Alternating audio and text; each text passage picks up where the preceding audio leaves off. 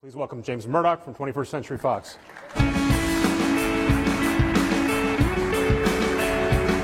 Thank you, Peter. Put you over here. And this one? Yep. Thanks for joining us. Thanks for having me here. It's nice to be here. Thanks for coming. Can we call this an exit interview? No, not yet. I still have a few projects to... But you're CEO of 21st Century Fox. Some point in the nearish future, you're not going to be. Either Disney is going to buy the company and you won't be CEO, or maybe Comcast will buy the company. What are you going to do after that? Well, I don't know. I think the first thing is that I'm really focused on trying to, land the plane. I think when you have a big transaction like this, it's not entirely straightforward. So there's quite a lot of work to do, and we have to see which way things kind of play out. But there's regulatory work. We're well underway with that, with the merger with Disney and the spin of the new Fox. So there's a number of months left to go there, and then at the right time I'll think about something new. But I do think it's an exciting time when we look out over the next number of years, and just to see the opportunity to dive into and be useful in a number of areas. So I don't really know yet, but I think right now I'm 100% focused just on getting this thing done and doing what's right for the business, for my colleagues, and for all our shareholders. I want to ask about Comcast in a minute, but if the Disney deal goes through as planned, like we said, you don't have a role at Disney, you don't have a role at the stub company, New Fox. You've been working for the Murdoch family business for all your life, basically, trying to build a really big media business. Now you're at a point where this has become an even bigger media business. Why not stick it out and run that thing that you've been working to build for decades? Well, I think I've been in the business for 23 years now, and and been lucky to be involved in some great projects, from building our Asian business and at Star TV to running our European business, building out our Italian and German companies, and running our UK business. Coming back here and being CEO for the last number of years of the whole company, and I feel like after a period of time, you might look at it and say, where's my ambition, or what's driving me to do things? And I think the right choice here was to create a firm in a merged Disney Fox, which is the transaction that we have before us and that we've agreed to, that can be really competitive and super competitive going forward in an industry that's changed a lot. It's an industry that continues to thrive on scale. And I think what we've been able to build at 21st Century Fox is genuinely unique. It's why people are interested in it.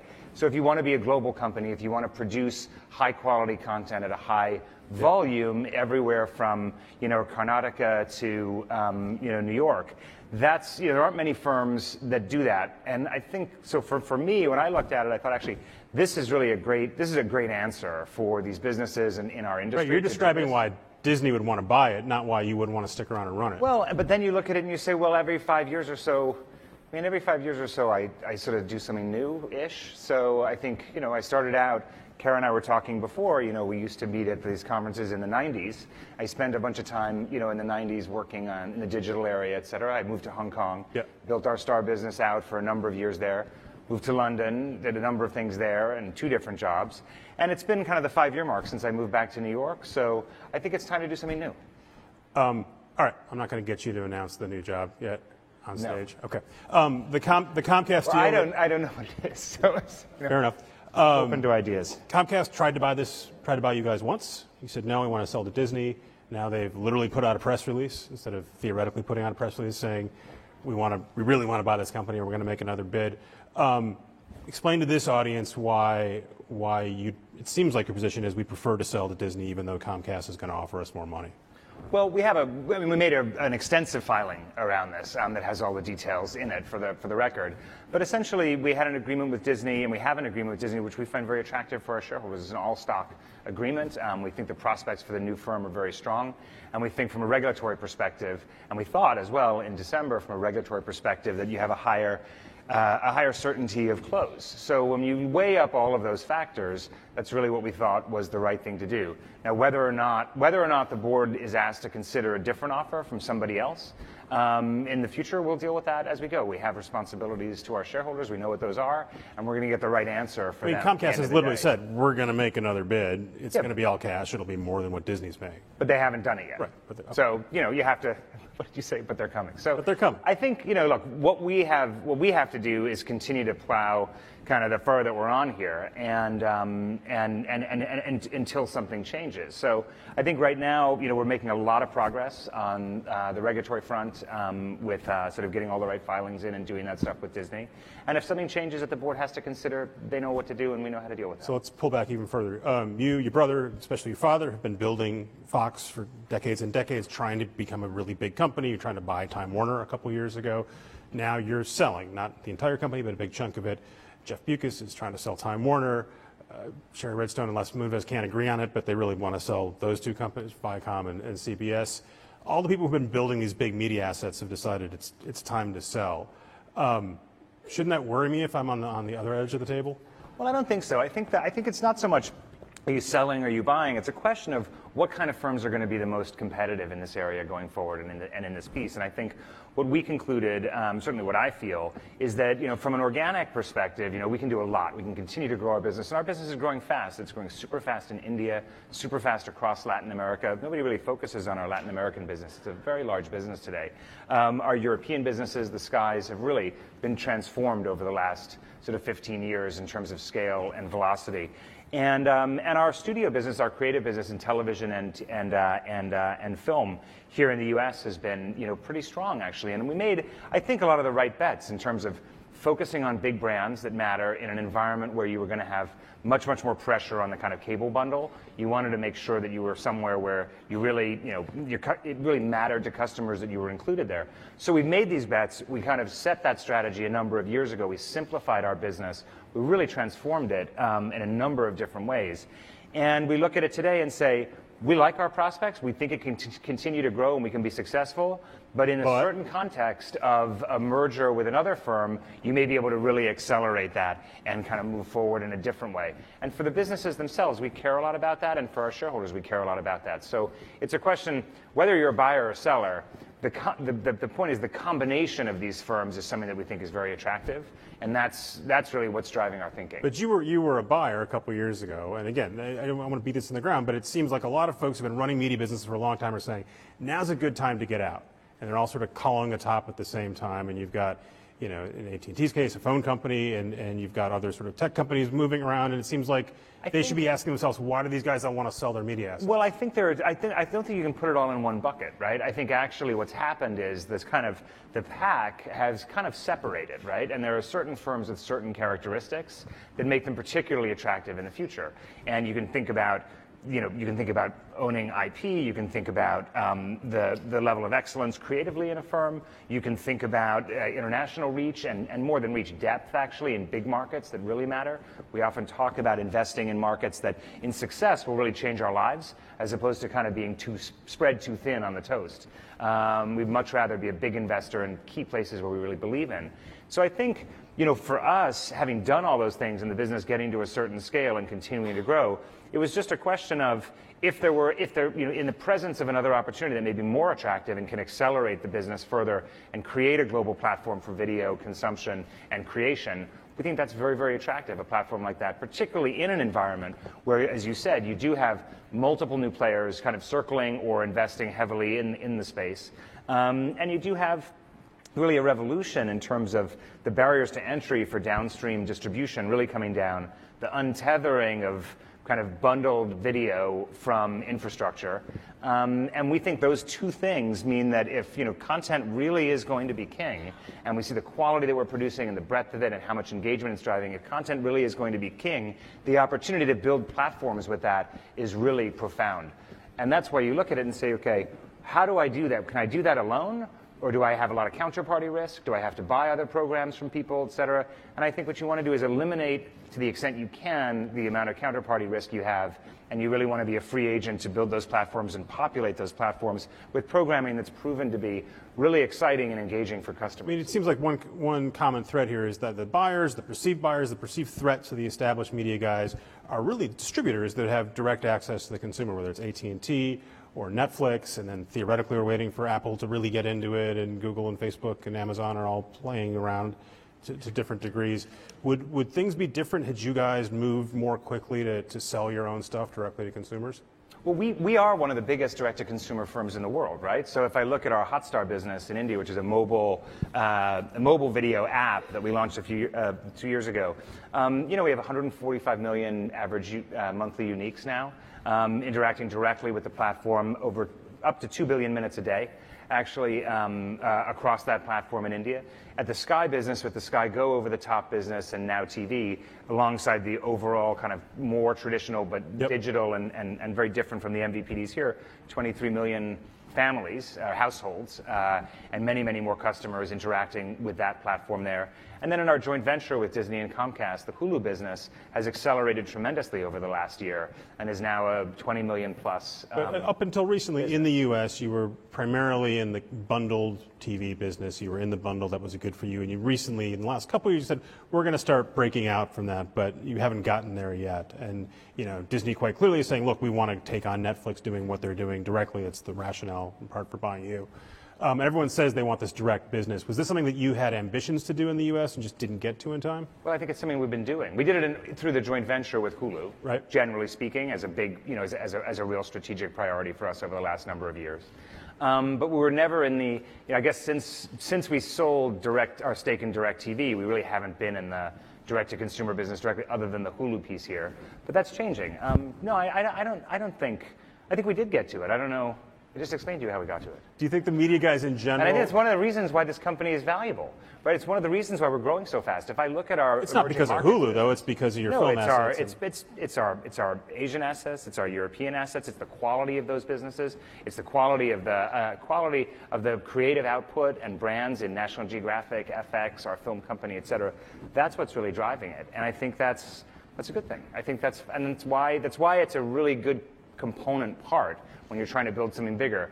Whether or not you can do it organically or inorganically is kind of, is the key issue. Whether you're buying or selling is semantics. It's about the combination of these firms. Do you have advice for the people who are not media companies, who are buying media companies, whether they're traditional distributors like AT&T or the tech guys who haven't traditionally been in media and are now looking at it and maybe they want to buy something directly or maybe they want to buy their own stuff and distribute it? What have you figured out about media that they might want to know?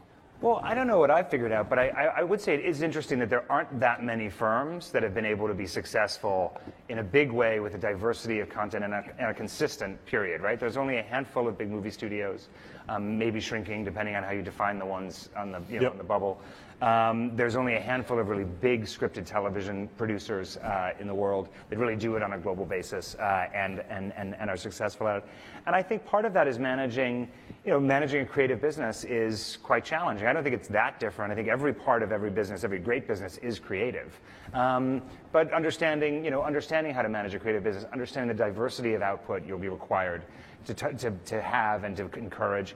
And also, in our case at least, we've been very entrepreneurial in how we do it. We really try to empower our creators and our creative partners and our creative executives to go out and really try to push the envelope in terms of, kind of changing the way we tell stories constantly, trying to really do things that are excellent. We often fail, and I think being tolerant of failure is important, but that's something that every great company should be able to do. So I think the one issue that we see with the kind of, the dabbling, right, if you look at like an Apple, right, is that going piece by piece, one by one, show by show, et cetera, is going to take a long time to really move the dial and have something mega. I do think that's going to be very challenging. If you look at the kind of investment that Netflix is required to make in anticipation of potentially they're not being able to acquire rights from outside programmers, they're just doing a huge amount of original production.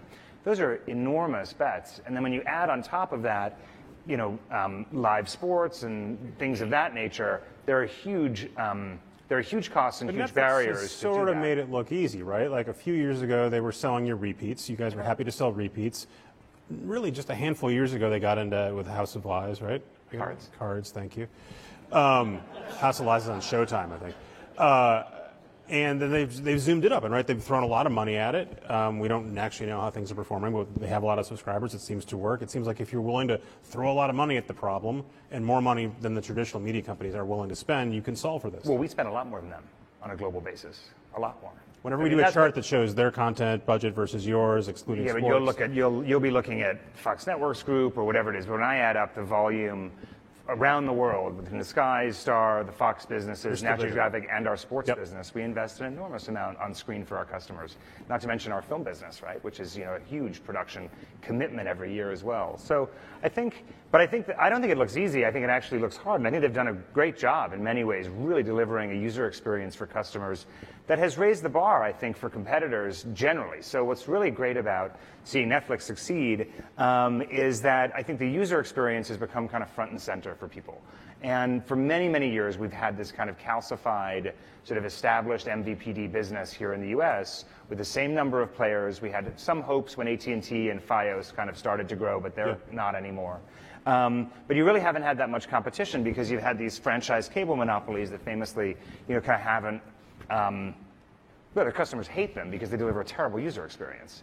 I mean, that's kind of, we know that. So now you have this new layer of competition. You're actually seeing investment. I mean, Comcast with Xfinity is a good product. If I look at the Sky Q business in the UK and rolling out in Germany and Italy now, it's another step change above that in terms of user experience. The mobile What video about first- Netflix is there's no ads in it. Yeah, that's a lot of what we do with our on-demand platforms as well, right? And one of the things you like to do, for example, at Hulu, is give the customer an option to say, listen, I'll have a limited ad experience, or I'll pay a premium to have Like $4 a no month, ads. right? Yeah. But the It's very popular. majority of Hulu customers are still buying the cheaper version with ads, right? Randy is here, but I think it's Last we heard. it's about evens. Do you think that's because people are just not used to the idea that they can buy their way out of the ad experience, or do you No, think people like ads? I think they make a choice. I think they say that's, for $4, I'm getting a limited ad, $4 extra, I can do it this way. For $4 less a month, I'll have limited ads. It's not a terrible experience. The ads is a much lighter load than you see in broadcast or cable generally. So I think they make a choice. And I think once you empower the customer and you make it really transparent that it's really about how they're valuing their time and how they're valuing and dealing with their priorities, then also they complain a lot less about the ads because they've been given the choice and empowered. So a lot of, I think, what the whole industry is doing is trying to figure this out. I think the advertising business is one that does look very, really tricky going forward in scripted entertainment. Not in the short term, you'll have hits, you'll have bits and pieces, but just. And I've said this many times before, we invest an enormous amount in telling these stories as well as we can and kind of achieving the suspension of disbelief when you really have the customer or the viewer enjoying what they're seeing and you interrupt them to, communicate something about Kit Kats or beer or something like that. It's just not a good experience. So I think we have to do much, much more investing in So making you guys it are better. playing around with making it shorter, you're doing these 6-second ads, and targeting, but do you think that eventually it's just a question of you're either going to give them ads or not, and we keep, every year we have a discussion, well, is TV advertising finally going to tip over because the viewers are down, et cetera, subscriber numbers are down, and then it keeps ticking up, or at least flat. I mean, when do you think TV advertising is going to tip over at some point? I think it's going to be hard to distinguish kind of digital video advertising from TV advertising, but I think linear TV Videos that run advertising- while I'm watching a TV show. Yeah, or a look, video but I show. think that's happened. I think you're going to see continued growth there, but you're going to see ad formats develop very differently, right? If I can get paid more by 2-second little impressions that scroll by in a news feed, which is miraculous, by the way, then people will do that. And shorter spots, less interruptive. I think there's a lot of innovation that can happen there, but I also think we're focused on, and I know we are focused on, particularly some of our premium scripted entertainment, really delivering it ad-free, just straight up, and not having it part of the business model. So our FX Plus, FX Premium business that you can buy as like a slightly lower cost kind of premium channel on top of your Comcast subscription or whatever it is, has 0 ads and is a great experience with some of the best scripted entertainment like Atlanta or The Americans or whatever. And that's a great service. In Europe, our Sky Atlantic business is largely without ads and uninterrupted in our big shows. And we're going to continue to do that. The next 2 speakers are on stage are Evan Spiegel from Snap, Sheryl Sandberg from Facebook. They run advertising businesses. In Sheryl's case, it's a really, really big advertising business. Do you think they ought to be considering selling something directly to consumers and not being an ad-supported business? I mean, maybe you're going to be talking to them about it. I think I'm asking you first. I think the ad business. I think the question there isn't so much, well, we have these ads and it works like this, but if you don't want them, you'll pay X, right? The question is, you have this data and you have this compact with your customers. It's a little more, straightforward than like this super long terms of conditions thing that nobody reads. And you have to decide, do I have a natural right to maximize profitability around my customers' privacy? Or I'll just charge them to buy themselves out of it. I think that's I don't think that's the right question to ask. I think it's more about the ad model in a social network. Is that driving the right behaviors? Is engagement above all driving us to lowest common denominators, to just have more clicks and more time and all of that stuff? I think that's probably true. And then when you have a communication, and then when you have a communication platform, I think it was Jaron Lanier who said the other day that a communication platform connecting billions of people, where every single conversation is mediated by somebody spending money precisely to manipulate them, is probably not something that's, I think, from a societal perspective, a great thing to have. But then you have the second issue, which is they look less like an ad business and more like an attack surface at this point. I mean, from a national security perspective as well, you really worry about this kind of a platform. And I hope that they're dealing with that as seriously as they say they are. And attacks, just to spell it out, an attack surface because they're open to the world. We look at all the stuff that goes on in that platform, be it from, you can have neo-Nazis or foreign governments or political actors or whatever. It's easy to do. You can just buy people's accounts and buy their identities. There are these farms, right, that you can do that. And you just go and recreate those and go and manipulate the whole environment. That doesn't seem great. Your father's been an outspoken critic of Google in the past, Facebook now, News Corp in particular, the sister company, complains a lot about Facebook. But do you think at some point that Facebook turns around and comes to companies like yourself and says, all right, we're going to follow this cable model and we're going to pay you X amount per year and you're going to give us your content, you're going to stop complaining so much? Is that realistic? I would doubt it, but I do think in that sort of as simple a way as that, I would say though that I think there is a question, and we work closely with Google and Facebook on some of these issues, more and less successfully depending on the week. But I think at the end of the day, when you have that much commerce and that much sort of enterprise being driven by what's populating the platform, be it indexed, sites for search and the content associated with that, the actual content that's, on YouTube and other things that are copyrighted materials that people have invested in a lot. I think there is a question of how much these platforms invest in that. And that's something that I don't think has been really resolved. That said, YouTube has been a great partner since they've started YouTube TV, which is a great new kind of competitor in the digital video space. We supply all of our brands to them. They're growing really fast, as is Hulu's live service and some others in that space. And but there are places where you'd like people to do better in terms of piracy, in terms of taking stuff down, and so on and so forth. I don't know if you saw the news today, but Roseanne Barr got fired by Disney for a tweet. I noted that. You run a big media company. Have you ever wanted to fire someone for one of their tweets? Or gotten close to it? Well, my father gave up Twitter, so so that was. I think people tweeting in the public space is always just there's risk there, and I think firms that are associated with people and that you have, if you have colleagues or staff or creative partners like that, there's a balance between them having an independent voice out there and then what are they doing for their brand and for the business overall. And you have to be careful about that. Your business, a lot of your business you were describing is based on talent, people who have have a personality, right? Do you have to consider now, well, we like what you do, but we're worried that you might express this opinion or that opinion on social media? Well, you do have. In certain instances, you contract around that, right? So you try to have certain norms, but otherwise you have to decide when is somebody crossing a certain line. I didn't follow the Roseanne thing closely, but clearly she crossed a line, and they decided to move on the show and be done with it. Giant hit show. They decided they didn't want to run anymore. It was only 1 year though, right? So. Yeah, still. It only just came back. They don't get giant hits very often in TV, as you know. know. But look, you have to make the right call, right? It's not really about just keeping that audience going.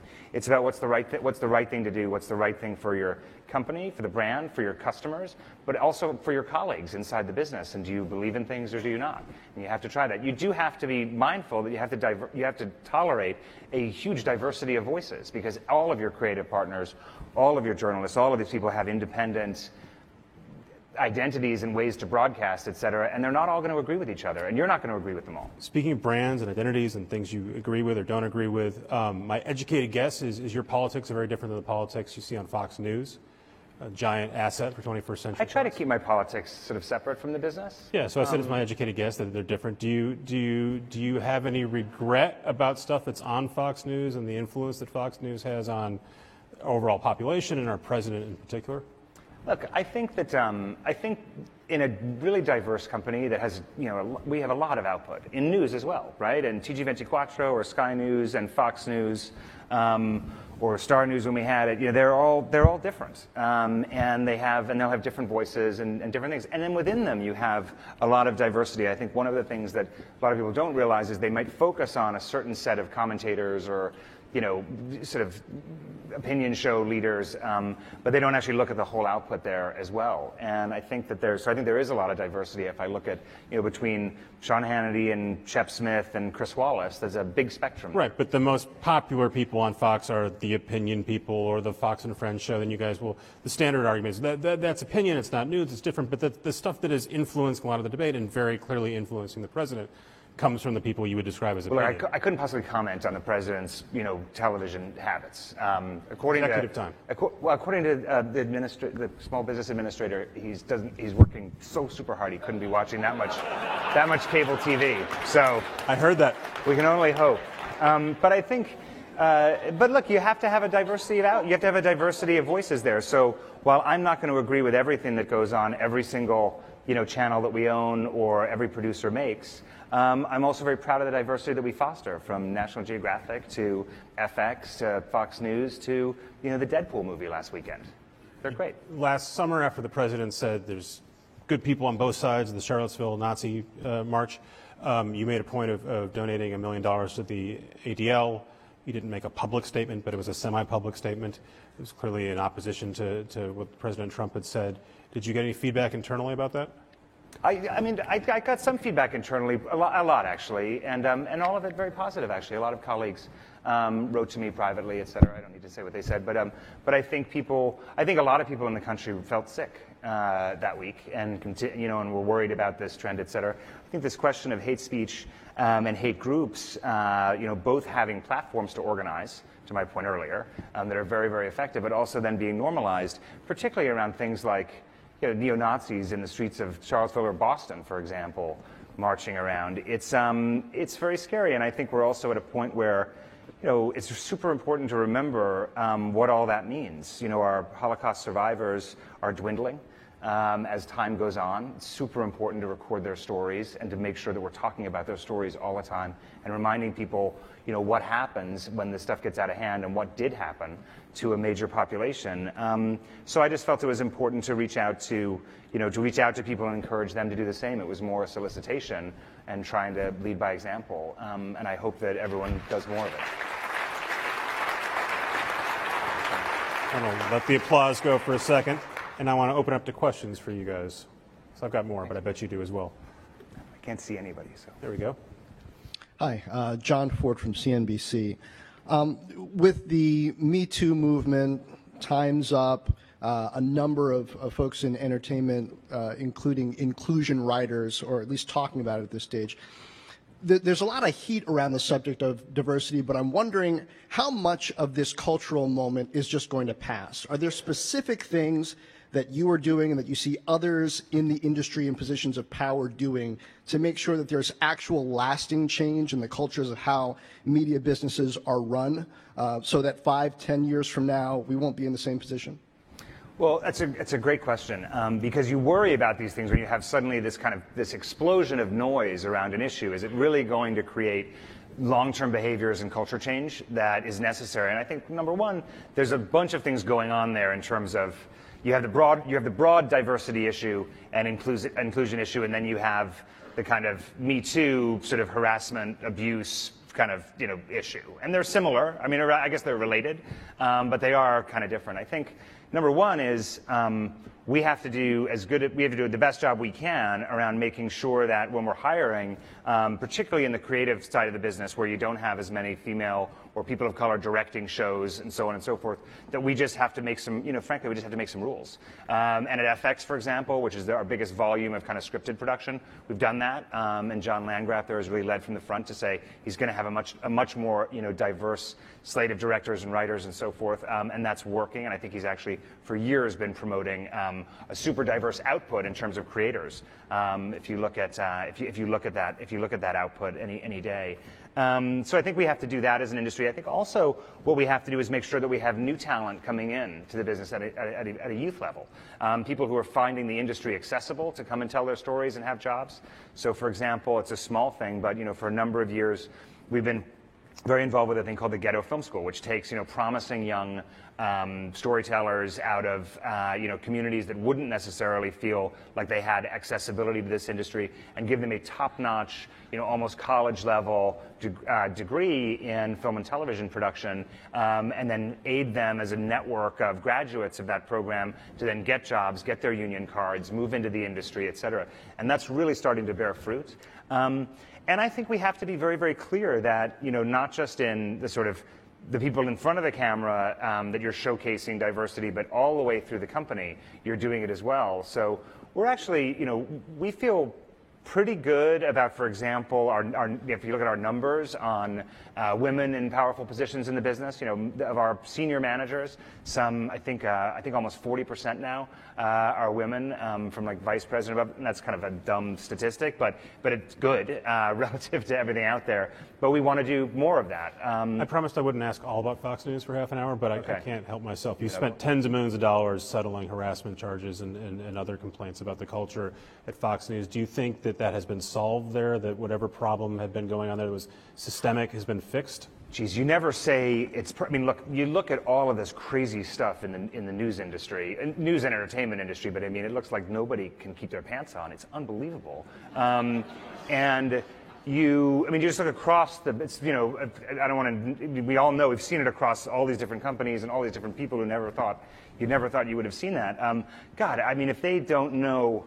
If somebody doesn't know now at Fox News that nothing is going to protect them if they behave that way, that would be incredible to me. So I think we've been really clear, we've communicated as best we can, we've had to deal with some legal issues, there's nuance in some of these things. We've moved, you mentioned canceling the Roseanne show. Our #1 network show on Fox News was The O'Reilly Factor. Yep. We had to make a decision, right, around some allegations that came to light, and we made the decision. So you have to, I think when you lead like that, people get the message pretty clearly.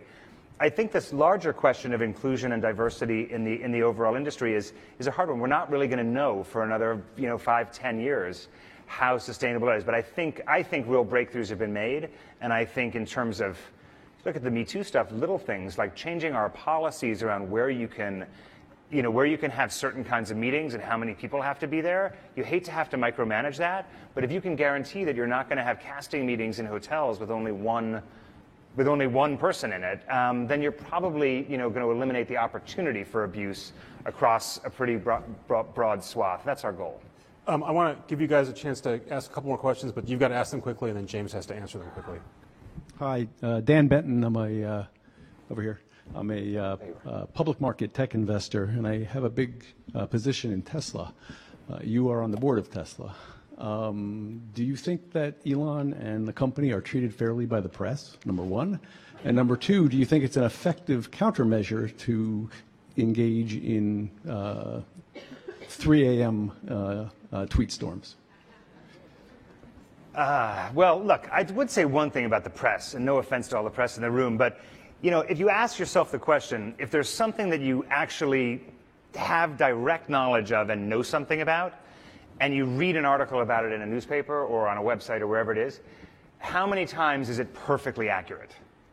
Never, right? Yet we look at all the other stuff that we have no direct knowledge of, and we go, oh, well, the New York Times said X, Y, or Z. Or Peter Kafka said it. It must be okay.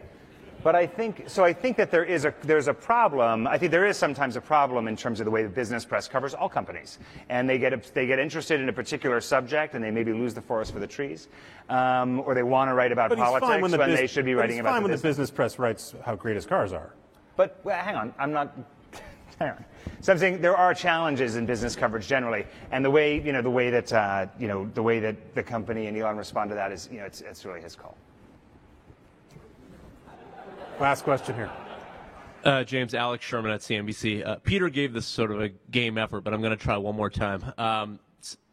Talking to other legacy media CEOs when Fox decided to sell the bulk of their assets, there was genuine shock, surprise. Something changed from 2014 when you were looking to buy Time Warner to now with you and your father deciding to sell. Was that a realization that Fox is no longer that well positioned on content spend given the various new players that are out there, or was it something else that was the driving motivation to say, now is the time that we are going to sell? So look, I mean, if you just go back to Peter's question before, first of all, we've been talking for years about how fast things change in our industry, right? So 14 to 17 is, some time when you're kind of iterating as fast as this industry can, or is starting to. But no, it has nothing to do with content spend. Look, I mean, we're competing really well. We just finished a cricket auction in India, 2 of them actually, one for the Indian Premier League and one for the BCCI, which is the national. And in both instances, big digital competitors were there, and we have a great monetization platform there, and we were able to invest the appropriate amount, a large amount, and secure really the bulk of cricket broadcasting for the next 5 to 7 years in the country, which is a pretty good position to be in terms of if somebody new wants to come in, there's nothing to buy in cricket. So I think it just shows that I don't think that's the case at all. And what I was explaining before as well, from our scripted investment, our film investment, our sports investment around the world, we invest a ton in this stuff, and it's not really a question of not being able to compete with other people. What I was trying to explain was I actually think the reason that we're looking at this combination and with Disney that we've agreed to is that we think that the resulting firm is a very attractive business, precisely because we actually have a velocity and a scale in our business that's very complementary with theirs. They recognize that. And the combination is going to be one that's just that much more competitive and more innovative going forward. Clearly, that's been recognized, as we see from Comcast saying they plan on making an offer in the future. We have to see if that materializes. But the reason they're doing that is actually because what we've built over many years at 21st Century Fox is a pretty unique set of assets that are really well positioned to go and do this. And our view is that inorganically is going to be the best way to sort of accelerate the beginning of whatever the next phase of this end game is. And the point about I didn't really get there before, the point about the sort of pack separating, all these businesses are a little bit different. I think what we've done, the choices we've made, where we've invested in what, have really separated us from some of the pack that may be subscale or haven't invested enough or are struggling with some of their legacy models, where we've been able to really innovate faster, and I think it's put us in a good position. In other words, there was nothing left out there that you, from your assessment, that you said, if we buy this, we can be competitive with the various forces that are out there. Well, look, you have to take into account relative scale as well. But so right? you could have waited for Time Warner, for I could have instance, waited until we were 3 times the size of Disney. I don't know when that's going to happen, right? I mean, you have to look at it, what's the right combination? And the buying versus selling is sort of semantics if you're focused on maximizing value for shareholders and actually getting the right deal that's going to create the right firm to go and compete going forward. Okay. We tried, Alex. We did our best, Peter. James, you're great. Thank you for coming. I appreciate it. Thanks, Peter. Thank you, everyone. Thanks again.